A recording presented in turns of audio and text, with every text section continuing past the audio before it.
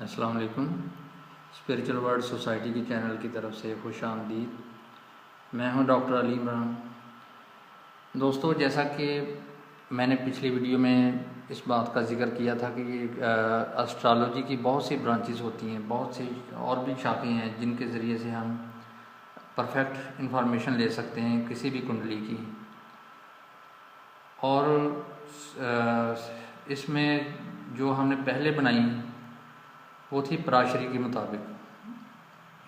पराशरी में हम किसी भी स्टार्स की स्ट्रेंथ देखते हैं, उसकी पोजीशन देखते हैं और जो भी डिग्री वगैरह होती है उसी के मुताबिक हम प्रेडिक्शन वगैरह करते हैं। पराशरी में जो चंद्र कुंडली यूज़ करते हैं और लगन कुंडली यूज़ करते हैं, लेकिन उसके बावजूद कुछ इन्फॉर्मेशन जो है वो गलत भी हो जाती है। हम प्रेडिक्शन दुरुस्त तरीके से नहीं कर सकते। कई बार हमें ये परेशानी होती है कि ये डबल माइंड हो जाते हैं कि इस कुंडली को हम परफेक्ट माने या ना माने। अब ये इसके मुताबिक ये जो मैं प्रेडिक्शन कर रहा हूँ ये पूरी होगी या नहीं होगी। तो उसके लिए केपी एस्ट्रोलॉजी जो है वो परफेक्ट इन्फॉर्मेशन देता है। केपी एस्ट्रोलॉजी बहुत से दोस्त जानते हैं कि ये बहुत से कंट्रीज़ में यूज़ होती है। पाकिस्तान में तो शायद ये बहुत कम लोग जानते हैं, लेकिन है ये बड़ी मज़ेदार चीज़। इसके ज़रिए से जो भी आप प्रेडिक्शन करते हैं वो आंखें बंद करके आप कर देते हैं और वो पूरी हो जाती है। और उसकी वजह ये है कि ये केपी एस्ट्रोलॉजी जो है इसमें हमें ज़्यादा गहराई से ज़्यादा डीपली इंफॉर्मेशन मिल जाती है और हम इसमें डबल माइंड नहीं होते। अगर डबल माइंड होते हैं तो सिर्फ इतनी सी बात पे कि आया जिस क्लाइंट की हम कुंडली बना रहे हैं क्या इसका टाइम बर्थ दुरुस्त है। क्योंकि केपी में हम जो टाइम है वो बर्थ टाइम की रेक्टिफिकेशन के बगैर उसकी कुंडली जो है वो हम उससे प्रेडिक्शन नहीं कर सकते। क्योंकि जब तक ये पता ना चले कि ये फलां बच्चा इसका टाइम जो है दुरुस्त वो नहीं पता हमें। यहाँ तक कि हमें चंद मिनट की भी जो कमी बेशी है वो भी इसमें नुकसान देती है। इसमें इंफॉर्मेशन हमें पूरी तरह नहीं मिलती। उसका बहुत से जो एस्ट्रोलॉजर हैं उन्होंने बहुत अच्छे हल निकाले हुए हैं। उसे कहते हैं बर्थ टाइम रेक्टिफिकेशन।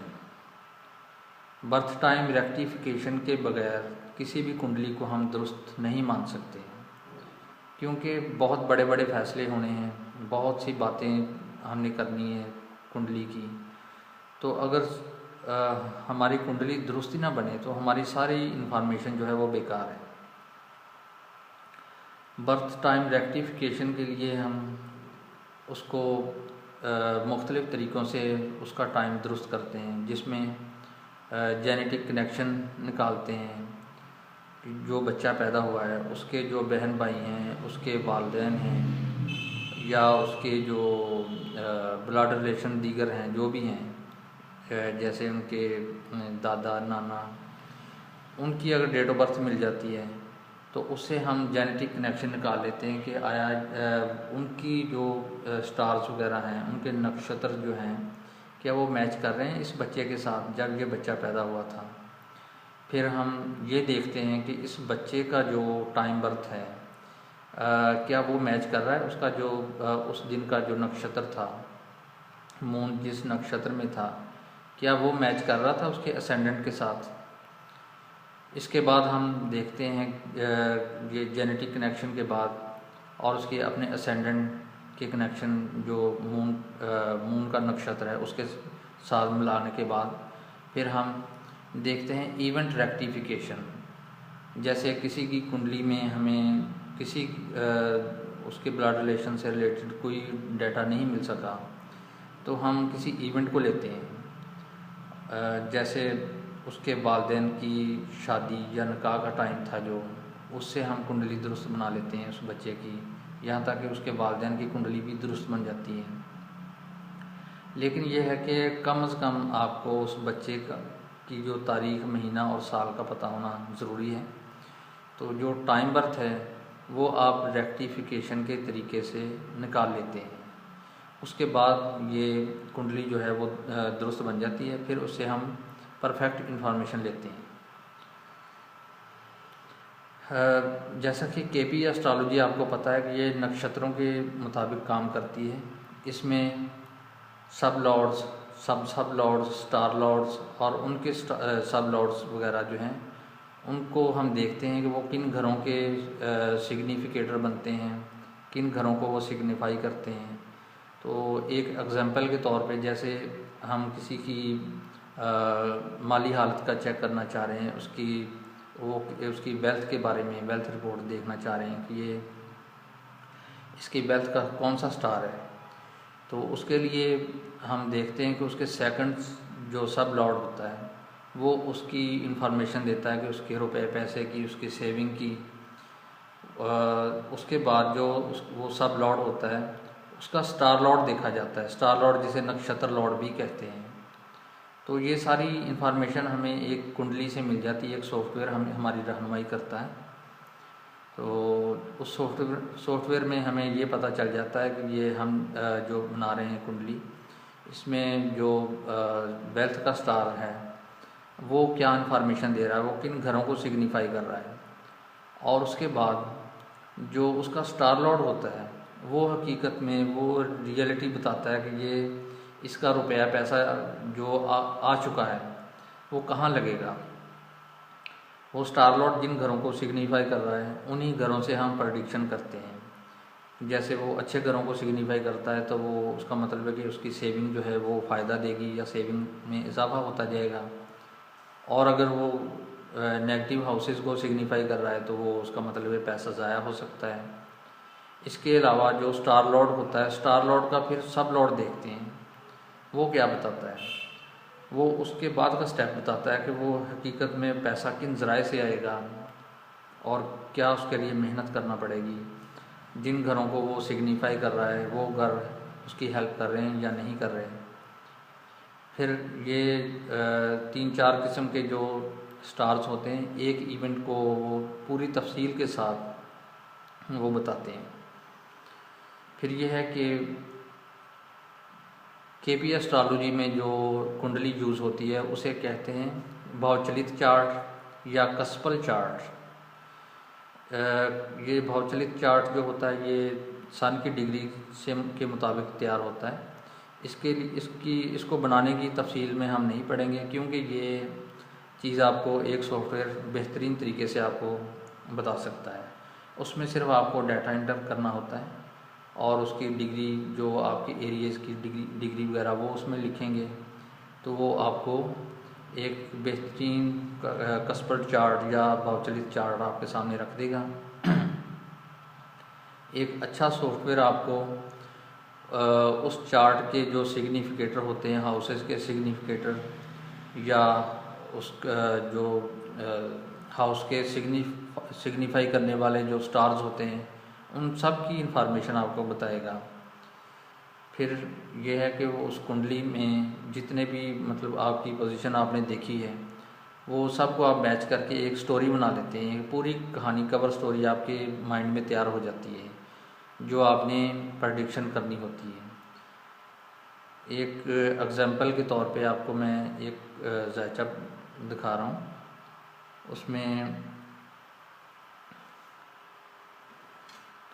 उसमें कुछ डाटा एंटर किया हुआ है।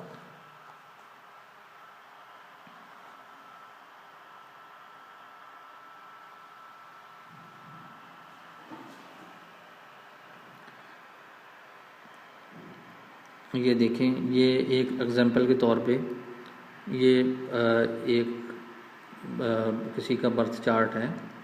तो इसमें जो आपके सामने नज़र आ रहा है ये जो है सन, ये कस्पल स्टार है और इसका जो स्टार लॉर्ड है वो केतु है और उसका जो सब लॉर्ड है वो सन है और उसका सब लॉर्ड या प्रति सब वो जुपिटर है। फिर सन जो है इसमें आपको बता दूं कि हमारे पाकिस्तान में कोई काबिल कदर कोई सॉफ्टवेयर जो है केपी के मामले में कोई अभी तक नहीं है बना, क्योंकि यहाँ ये ट्रेंड नहीं है। यहाँ एक रवायती एस्ट्रोलॉजी चल रही है जिसे वो ज्योतिष कुंडली कहते हैं या यूनानी एस्ट्रोलॉजी के भी उससे मुतल्लिक जो है वो सॉफ्टवेयर आपको काफ़ी सारे मिल जाएंगे। लेकिन एक केपी का जो सॉफ्टवेयर है वो पाकिस्तान में आपको मिलना बहुत मुश्किल है। बाकी ये है कि इंडिया से कुछ आपको पे करके कुछ आपको सॉफ्टवेयर अच्छे मिल सकते हैं, जिसमें एक वो अच्छा सॉफ्टवेयर है ट्रू एस्ट्रोलॉजी, वो बहुत अच्छी मालूमात देता है। और भी काफ़ी सारे आपको सॉफ्टवेयर वो आपको मिल जाएंगे।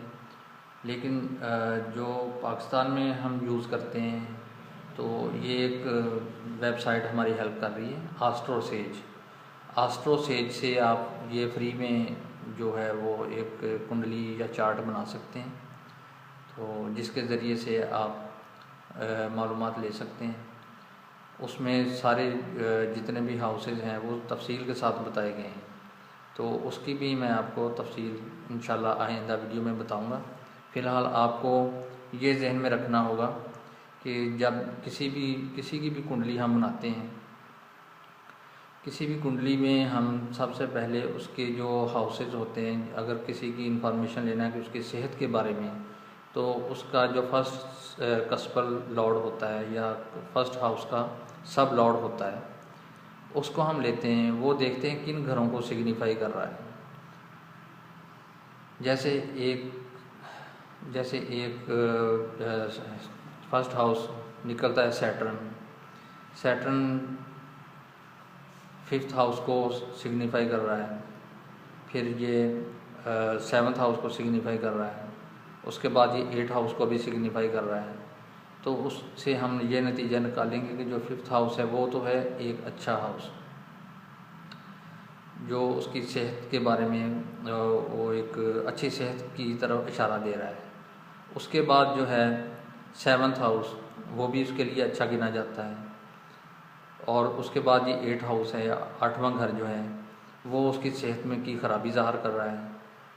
फिर उसके बाद जो सैटर्न को हम देखते हैं उसका स्टार लॉर्ड कौन सा है, या नक्षत्र लॉर्ड जिसे कहते हैं, नक्षत्र लॉर्ड कौन सा है। जैसे अगर नक्षत्र लॉर्ड उसका बनता है मून स्टार, तो मून को फिर हम देखते हैं वो किन घरों का सिग्निफिकेटर बन रहा है। फ़र्ज़ करें वो 12 हाउस का सिग्निफिकेटर बनता है, और उसके बाद वो दूसरे घर का सिग्निफिकेटर बन जाता है। तो मून स्टार जो है वो ब्लड प्रेशर से रिलेटेड होता है, जिस्म के जो केमिकल होते हैं, मादे होते हैं, उनमें इजाफा या कमी बेशी की तरफ इशारा देता है। तो क्योंकि ये 12 हाउस से कोर्स का सिग्निफिकेटर बन जाता है, तो 12 हाउस जो है वो बीमारी का घर होता है, हॉस्पिटल से रिलेटेड होता है।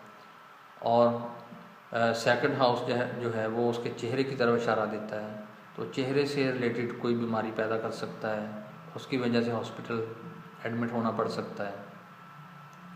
उसके बाद फ़र्ज़ करें जो आपने सैटर्न का स्टार लॉर्ड देखा मून, और मून का जो सब लॉर्ड वो ज़्यादा इन्फॉर्मेशन गहरी देगा, आपको डीपली लेके जाएगा।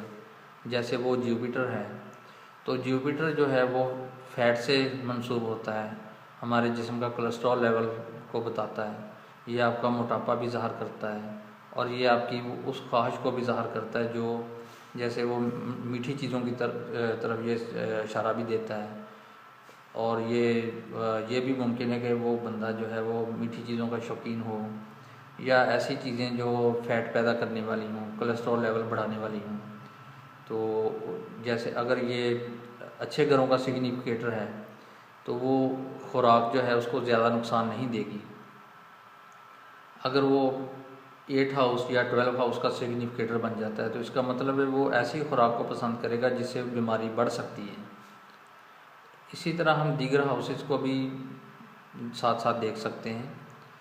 ये आइंदा वीडियो में इंशाल्लाह आपको मज़ीद तफसील से बताऊंगा कि किन किन चीज़ों को हम किस तरीके से देखते हैं, आपकी ज़िंदगी के जितने भी इवेंट्स हैं उनको कैसे सर्च करते हैं, और